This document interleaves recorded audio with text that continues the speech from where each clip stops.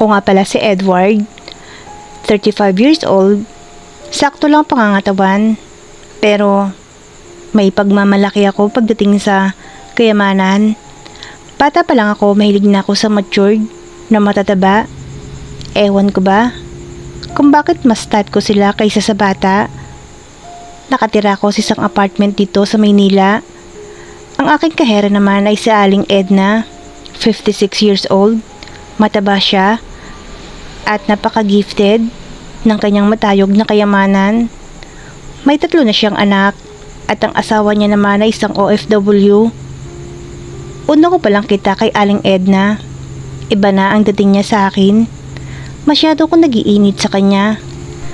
Pataray agad si Aling Edna nung una kaming magkakita at siya istrikto pagdating sa kanyang pinapaupahan. Hindi daw pwede na madidelay ang aking bayad sa renta sa akin. Walang problema kasi may work naman ako. Kaya maganda ako magbayad ng bahay at saka lagi akong advance magbayad sa kanya dahil gustong gusto ko siyang makita kasi nga may pagnanasa ako sa kanya. Kaso kahit na anong bola ko sa kanya, hindi ngumingiti at masungit. Hanggang sa dumating nga ang pandemic dito sa atin, nawalan ako ng work at hindi nakakabayad ng renta sa kanya. 2 months na ang aking kulang. Kaya pinuntahan niya ako sa apartment upang kausapin. Pumasok siya sa aking inuupahan at pinipilit ako magbayad. Ngunit wala akong maibabayad sa kanya. Lalo siyang nagalit sa akin at pinapalis niya ako sa bahay. Sa sobrang galit ko sa kanya, nasagot ko siya hanggang sa talagang nagtalo na kami. Sa sobrang galit ko sa kanya, kunwari, kukuha ko ng pera, pero ang kinuha ko ay kutsilyo at itutusok ko sa kanya. Ang sabi ko sa kanya, masyado kang malupit, wala kang puso. Siya naman ay nagmakaawa sa akin. Maawa ka na, huwag mo kong sasaktan. Hindi na kita papaalisin dito pero hindi pa rin ako makapaniwala sa kanya. Sabi niya sa akin, kahit ano, ibibigay ko sa'yo. Huwag mo lang saktan ako. Kahit magkano, basta ano, ibibigay ko. Hanggang sa may pumasok sa isip kong kawalang yaan. Sabi ko, sige, pakakawalan kita, pero sa isang kondisyon. Sabi niya, ano yun? Sabay haplos sa kanyang matayog na kayamanan. Pero nagpumigla siya, kaya itinutukuli ang hawak kong kutsilyo. Sabi ko, pag hindi mo ako pinagbigyan, gagawan kita ng hindi maganda. Kaya wala siyang nagawa, kundi ang tumahimik. Hinaplos ko ng hinaplos ang kanyang katawan. Hinubad ko na rin ang aking damit. At nakita niya ang aking pinagmamayabang na kayamanan. Nanlaki ang kanya mga matang hindi makapaniwala sa kanyang nakikita. Grabe ka naman, napaka-gifted mo. Sabi niya sa akin, ako nang bahala sa'yo. Basta walang makakaalam nito ha.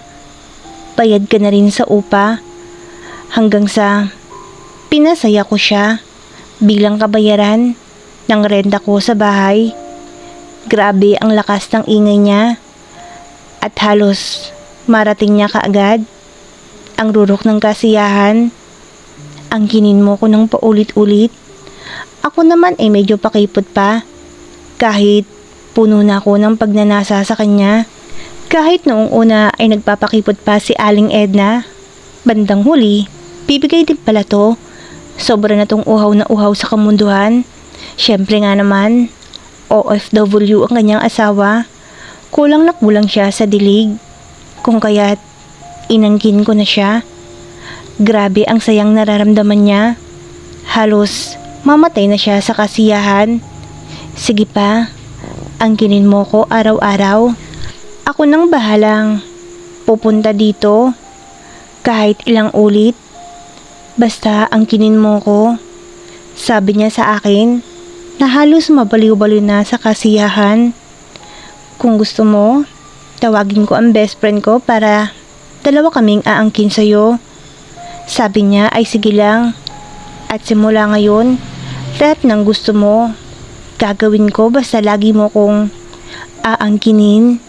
Hanggang sa narating na namin ang rurok ng kasiyahan nang sabay kami at sabay kaming nakatulog. Nang ako ay magising, nagiinit pa rin ako. Kung kaya wala na naman akong inaksayang sandali, agad ko na siyang inanggin. At magmula nga nun, tinutuon ni Aling Edna na siya na mismo ang pumupunta sa apartment ko upang maghanap ang masayang sandali namin. Noong una, nag-aalangan ako. Natatakot syempre dahil may mga anak siya at baka malaman ng mga ito. Pero dahil sa tawag ng katawan o tawag ng laman, ay nababaliwala ko ang isiping yun. Ang mahalaga, mailabas ko ang init ng aking katawan. At si Aling Ednang uhaw na uhaw sa ganitong bagay ay buong puso kong naibibigay ang pangangailangan niya. Kaya naman, libre na ako sa apartment. May allowance pa ako sa kanya. Oo, tinutuon niya ang sinabi niyang hindi ko na kailangan pang mag-upa ng bahay. May bonus pa nga. May allowance pa ako sa kanya. Kaya may pambili ako ng pagkain ko. Alagang-alaga ko ni Aling Edna. Kaya naman, buong puso ko siyang pinapasaya. Ipinatitikim ko sa kanya ang kakaibang kasiyahang hindi niya pa natitikman kahit sa piling ng kanyang asawa. At sisiguraduhin kong hindi niya ako makakalimutan dahil sa akin niya lang matitikman ang ganito kasayang pakikipagniig.